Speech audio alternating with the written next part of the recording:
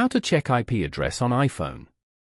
To get started, first of all go ahead and open up the Settings application on your phone. Once you're here, tap on Wi-Fi.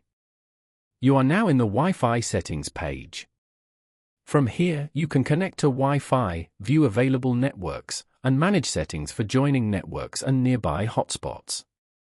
Go to the current Wi-Fi network that you're using and tap on the icon beside it as shown.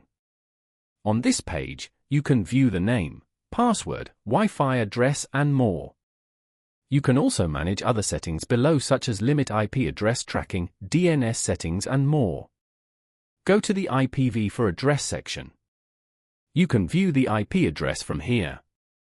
Following these steps, you can easily check IP address on iPhone. Thank you for watching.